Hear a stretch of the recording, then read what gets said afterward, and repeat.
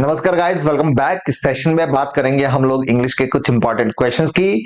आज का ये सेशन जो है वो राजस्थान एपीओ मेंस के लिए और आरएस मेंस के पेपर 4 दोनों के लिए ही यूजफुल रहने वाला है। जो क्वेश्चंस हम आज की क्लास में करने वाले हैं ये दोनों ही तरह के एग्जाम्स में पूछे जाते हैं, तो आपको कॉन्सेप्ट्स को सुनना है, ध्यान से समझना है, क्वेश्चन की प्रैक्टिस करनी है। डेफिनेटली आपके एग्जाम के लिए आपको काफी हेल्प मिलेगी। आपको ये पता चलेगा कि एग्जाम में क्वेश्चंस किस तरीके से और कैसे सॉल्व करने होते हैं।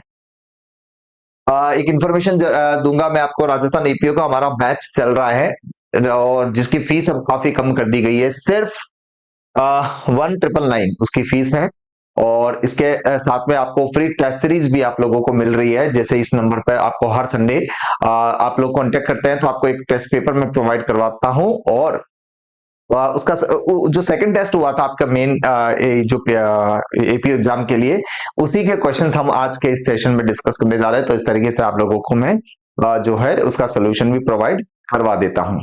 तो ये जो एफर्ट्स है काफी आप लोगों के लिए यूजफुल रहने वाले हैं। और भी किसी तरह का कोई डाउट हो, कोई क्वेरी हो, तो आप इस नंबर पर व्हाट्सएप कर सकते हैं, अपने डाउट्स अपनी क्वेरी कर सकते हैं और किसी भी तरह के ऑनलाइन बैच के लिए आप हमसे कांटेक्ट कर सकते हैं।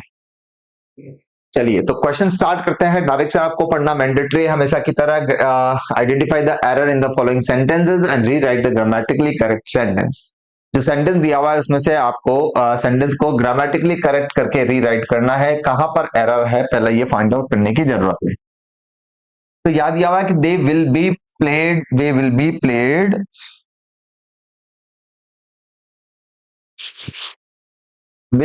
Played the match by the time we arrive.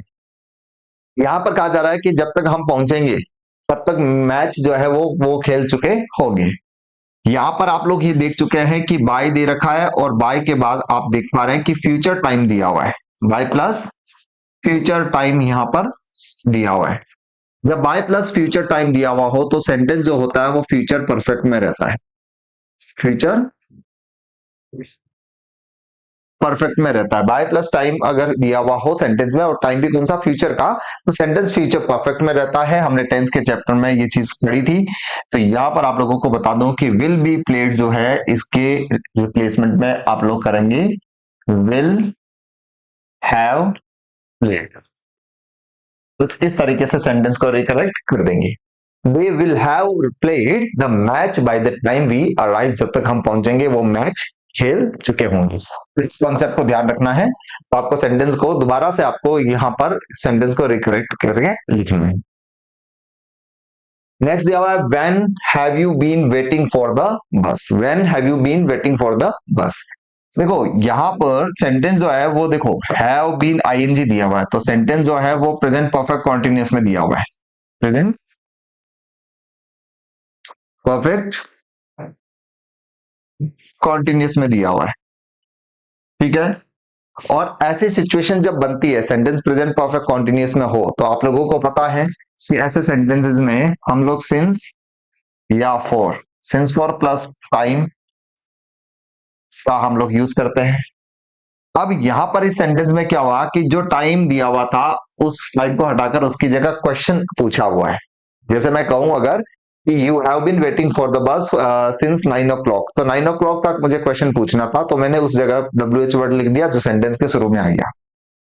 तो यहां पर हमें सिंस नहीं करना, व्हेन नहीं करना, हमें सिंस व्हेन का यूज करना होगा। क्या होगा? Since when.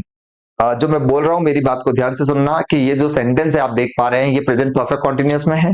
और प्रेजेंट परफेक्ट कॉन्टिन्यूअस का अगर सेंटेंस दिया हुआ है तो उस सेंटेंस में इंट्रोगेटिव सेंटेंस है तो व्हेन नहीं आ सकता, सिंस व्हेन ही आ सकता है।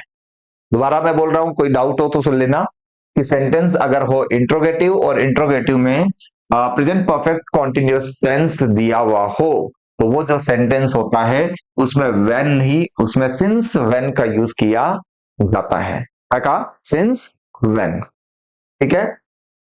तो यहां पर सेंटेंस हो जाएगा since when have you been waiting for the bus. Next है how long it takes to travel from Chennai to Trichy by train. कि कितना टाइम लगता है चेन्नई से ट्रिची ट्रैवल करने में। तो यहां देखो हाउ लॉन्ग दिया हुआ है, दिया हुआ है हाउ लॉन्ग। इट सब्जेक्ट है, टेक्स वर्ब है। तो आप लोगों को पता है कि जो सेंटेंस है वो इंट्रोगेटिव है। सेंटेंस कैसा है? इंट्रोगेटिव है। और जो इंट्रोगेटिव सेंटेंस होता है उसमें आप लोग जानते हैं कि जो सब्जेक्ट होता है, तो सब्जेक्ट से पहले हम लोग हेल्पिंग वर्ब का प्रयोग करते हैं, मेन वर्ब सब्जेक्ट के बाद आती है, लास्ट में आता है क्वेश्चन मार्क। ये कुछ स्ट्रक्चर रहता है। इंट्रोगेटिव सेंटेंस में हेल्पिंग वर्ब सब्जेक्ट से पहले होगी, तो यहां पर इट टेक्स आ रखा है, जबकि ये गलत है। आपको लिखना होगा how long does it take, does it take. इसका प्रयोग आपको सेंटेंस को रिकरेक्ट करने के लिए करना पड़ेगा। तो सेंटेंस क्या होगा, how long does it take to travel from Chennai to Trichy by train. तो ये सेंटेंस कुछ इस तरीके से सही हो जाएगा। नेक्स्ट है how he dare not to argue with his boss. Dare और नीड इस तरह के जो अगर एग्जाम में क्वेश्चन आते हैं तो एक बात समझना, इस चीज को ऐसे समझो। आप लोगों को पता है कि जैसे प्ले है, अगर प्ले को मुझे नेगेटिव करना होता है तो मैं डज नॉट प्ले लिखता हूं। क्या लिखूंगा, डज नॉट प्ले, क्योंकि किसी भी मेन वर्ब को नेगेटिव करने के लिए मुझे डू वर्ब की जरूरत होती है। लेकिन वही अगर मैं इज नॉट के बारे में लिखूं, इज नॉट को नेगेटिव करने के लिए, इज को अगर मुझे नेगेटिव करना हो तो मैं इसका क्या कर दूंगा, इज नॉट, इसका इज नॉट। कैन की बात करूं तो कैन का क्या हो जाएगा, कैन नॉट। यानी कहने का मीनिंग ये हुआ कि जो मेन वर्ब होती है, तो उस मेन वर्ब को नेगेटिव करने के लिए हमें डू नॉट की जरूरत पड़ती है, जबकि आपकी जो हेल्पिंग वर्ब होती है उसके तुरंत बाद नॉट लगाकर मैं नेगेटिव बना सकता हूं। नीड और डेयर, नीड और डेयर ये दो ऐसे मॉडल ऑक्सिलरी वर्ब है, इसका यूज हेल्पिंग वर्ब की तरह भी हो वो भी सही है, और मेन वर्ब की तरह भी किया जा सकता है। जब इनका यूज हेल्पिंग वर्ब की तरह हो तो इसके बाद जो है वो टू प्लस फर्स्ट फॉर्म नहीं आता, सिर्फ फर्स्ट फॉर्म आता है। टू का यूज अवॉइड करते हैं क्योंकि मॉडल के बाद में टू नहीं आता, आप लोगों को पता है। लेकिन इसका यूज अगर मेन वर्ब की तरह हो तो हम टू प्लस फर्स्ट फॉर्म का प्रयोग करते हैं। ठीक है, अब यहां देखो, जैसे मैंने डेयर नोट लिखा, इस बात को ऐसा समझो, डेयर नोट लिखा तो डेयर नोट से आपको क्या पता चला, अगर ये हेल्पिंग वर्ब है तो डेयर नोट सही है, मेन वर्ब होती तो डू नॉट या डज नॉट डेयर का यूज करते हैं। तो यहां पर ये टू नहीं आएगा। सही सेंटेंस क्या होगा, he dare not argue with his boss, he dare not argue with his boss. ये सेंटेंस कुछ इस तरीके से सही होगा। अगर ये मेन वर्ब होती तो he does not dare to argue with his boss, इस तरीके से हम सेंटेंस को करते। तो आपको बस इतनी सी बात ध्यान रखनी है कि नीड और डेयर, अगर नीड नॉट और डेयर नॉट है तो उसके बाद में टू नहीं आता। लिखा मैंने नीड नॉट और डेयर नॉट, अगर आ रखा है तो उसके बाद में टू नहीं आएगा, सिर्फ फर्स्ट फॉर्म होती है। फिर आया हुआ है if you had trained harder you can have won the race. Sentence में इफ आया हुआ है, तो इफ आते ही हम लोगों ने क्या पढ़ा कि इफ कंडीशनल सेंटेंस होता है। और कंडीशनल सेंटेंस में देखो हैड प्लस V3 दिया हुआ है, तो हमने पढ़ा अगर कंडीशनल सेंटेंस में हैड प्लस V3 है तो आपका जो मेन क्लोज होगी उसमें आप वुड हैव प्लस V3 का आप लोग यूज करते हैं। कभी कभी वुड को रिप्लेस करके हम सेंस को कन्वे करने के लिए हम कुड का भी यूज कर सकते हैं, हम कुड का भी यूज कर सकते हैं। तो यहां पर कैन हैव वन नहीं होगा, should have won the race. Sentence कुछ इस तरीके से करेक्ट रहेगा। नेक्स्ट है she asked that if the new policy was implemented by the government. उसने क्या पूछा, गवर्नमेंट के द्वारा न्यू पॉलिसी इंप्लीमेंट की गई है क्या। तो सिंपल सी बात है, देखो यहां पर दैट आ गया, इफ आ गया, दैट भी कंजंक्शन है, इफ भी कंजंक्शन है, दोनों एक साथ नहीं आ सकते। सेंटेंस को कनेक्ट करने के लिए एक कंजंक्शन लगाएंगे। अब यहां पर आस्क्ड दिया हुआ है, ठीक है, क्या दिया हुआ है, आस्क्ड। तो इस आस्क्ड से मुझे पता चल रहा है कि आगे वाला जो है उसके अंदर हम कन्वेंशन इफ का यूज करेंगे, क्योंकि आप लोग जानते हैं जो नरेशन में हम लोग पढ़ते हैं कि इंट्रोगेटिव सेंटेंस जो होता है उसमें कनेक्ट करने के लिए हम इफ और वेदर का प्रयोग करते हैं। तो हमने यहाँ पर दैट हटा दिया, इफ का यूज किया। सेंटेंस असर्टिव होता है तो हम उसके अंदर दैट का प्रयोग कर सकते हैं। आई थिंक ये भी कॉन्सेप्ट क्लियर है। नेक्स्ट है a sudden change in weather was occurred, disrupting travel plans across the region. मौसम के अंदर एक सडन चेंज आया जिससे क्या हुआ कि पूरे जो हमारे ट्रेवल प्लान थे, जो सारे जो ट्रेवल प्लान थे सबके वो बिगड़ गए। अब यहाँ पर देखो सडन चेंज वॉज अकर्ड नहीं, सिर्फ अकर्ड होगा, ये इंट्रांजिटिव वर्ब है, ठीक है। कर जो होता है इंट्रांजिटिव वर्ब है, इसके साथ में इसको एक्टिव वॉइस में ही आप लिखते हैं, ठीक है। जैसे मैं अगर लिखता हूं इट हैपन्स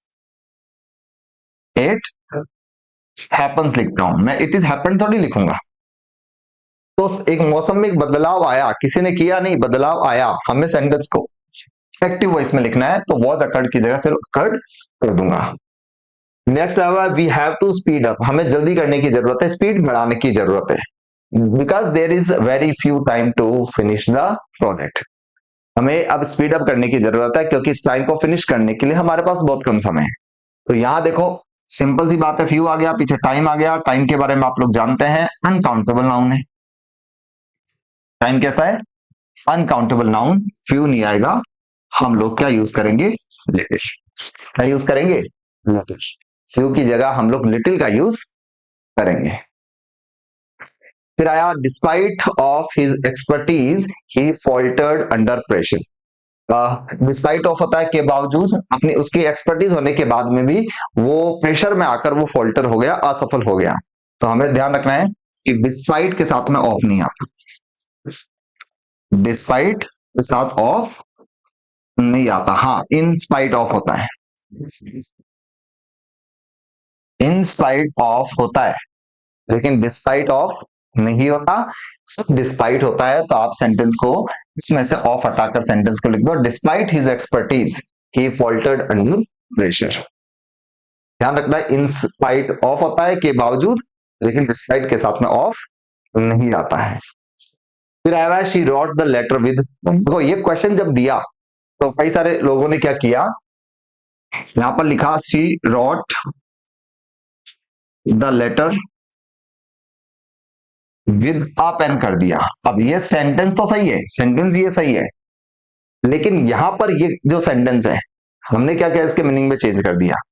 ये सेंटेंस कुछ इस तरीके से भी आ सकता है, she wrote the letter in pen, यानी विद अ पेन भी कर सकते हैं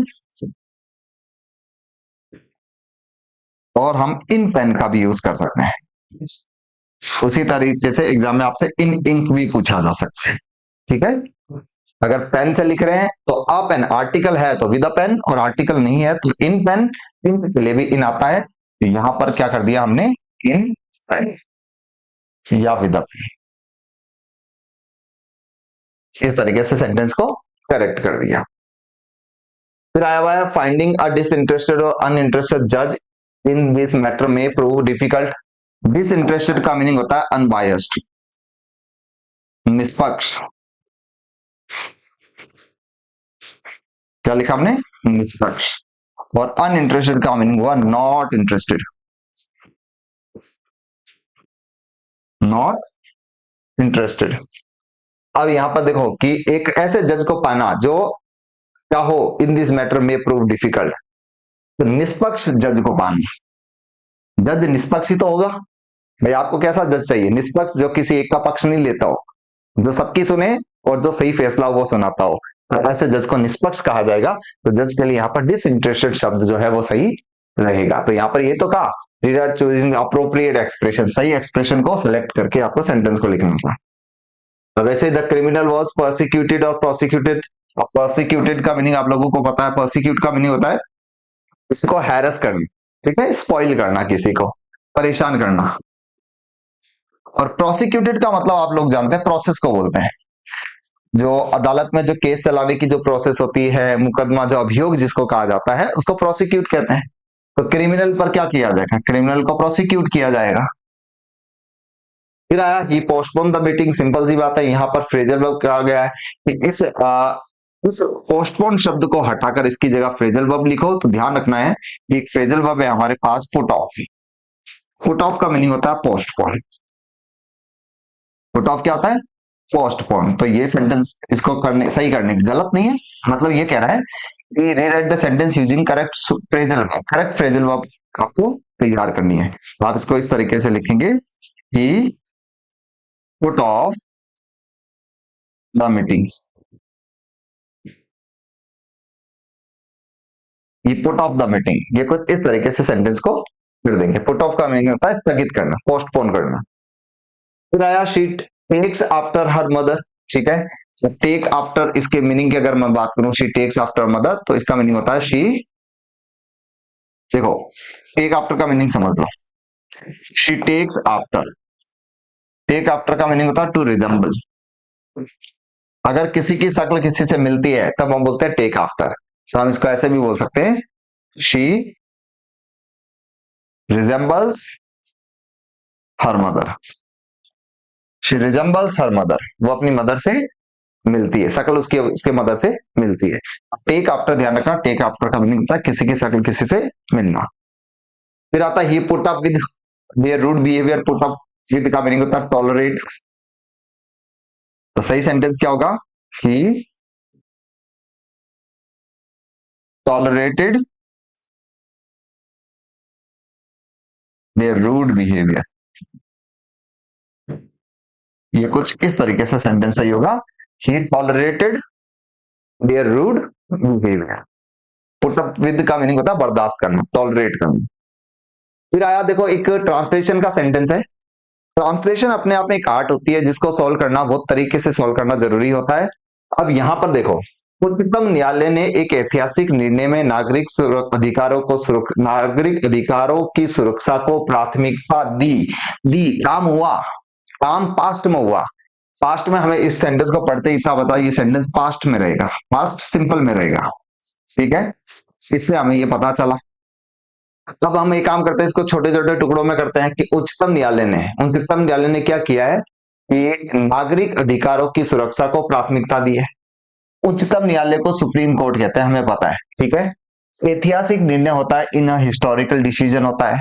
नागरिक अधिकार का मतलब होता है सिटीजन्स राइट होता है, और सुरक्षा को प्राथमिकता का मतलब प्रायोरिटाइज होता है। तो इसको मैं ऐसे लिख सकता हूं, देखो सबसे पहले क्या लिखूंगा, इन हिस्टोरिक डिसीजन,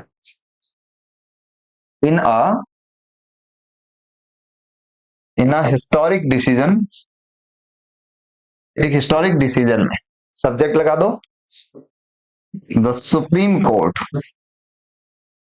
द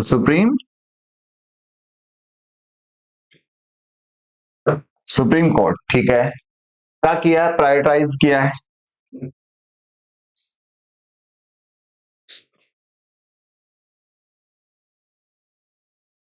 ये देखो प्रायोरिटाइज्ड क्या, citizen right.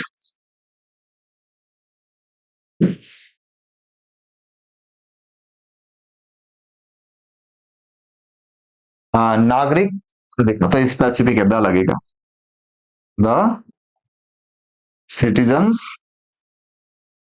Right. Supreme court का एस कैपिटल आएगा और कोर्ट का सी भी कैपिटल आएगा, ध्यान रखना। तो हमने क्या लिखा, उच्चतम न्यायालय ने द सुप्रीम कोर्ट प्रायोरिटाइज किया है किसको, सिटीजन्स राइट, और हमने ऐतिहासिक निर्णय में इसको हमने शुरुआत में कर दिया। फिर आ गया मौन, कभी कभी वह अभिव्यक्त कर देता है जो शब्द नहीं कर सकते। यहां पर देखो मौन, ठीक है, मौन को क्या बोलेंगे, साइलेंस। कभी कभी को समटाइम्स, तो हमने लिखा साइलेंस समटाइम्स एक्सप्रेसेस, ठीक है, अभिव्यक्त करना एक्सप्रेसेस जो शब्द नहीं कर सकते, व्हाट वर्ड्स कैन नॉट, ये ऐसे हम लोग कर देंगे। क्या लिखा हमने, साइलेंस कभी कभी, समटाइम्स, साइलेंस समटाइम्स एक्सप्रेसेस, वो एक्सप्रेस कर देता है जो मौन, जो शब्द नहीं कर सकते, वर्ड्स कैन नॉट। तो ये भी सिंपल था। फिर हमने आगे दिखा, हमें कड़ी मेहनत करनी चाहिए ताकि हम पास हो सके, ताकि पर्पस की बात हुई है, सो दैट से हम कनेक्ट करेंगे। चाहिए मतलब एडवाइस है, तो we should work hard, we should work hard, हमें कड़ी मेहनत करनी चाहिए, ताकि सो दैट, सो दैट ताकि हम सफल हो सके। We can succeed. सफल होना क्या होता है? सक्सीड। We can succeed. अब ध्यान रखना, प्रायोरिटी हम लोग मे को देंगे, ठीक है, पर्पस के लिए मे ज्यादा सही है, लेकिन कैन भी लगा दो तो गलत नहीं होगा। ट्रेन समय पर पहुंचेगी या नहीं, इंट्रोगेटिव है, वो पहुंचेगी फ्यूचर, विल से बना दो। Will the train, will the train arrive on time या नहीं, और नॉट। ये लो, will the train arrive on time और नॉट, क्या ट्रेन समय पर पहुंचेगी या नहीं, तो ये ऐसे बना दिया हमने।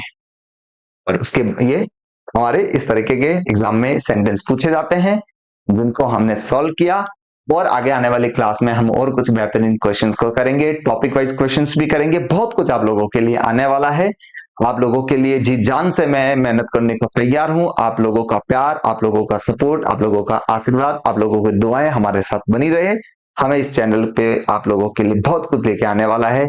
कुछ समय मेरी कुछ व्यस्तताएं चल रही है, कुछ रिस्पॉन्सिबिलिटीज चल रही है, उनसे जैसे ही मैं फ्री हूंगा आप लोगों के लिए बहुत कुछ आने वाला है।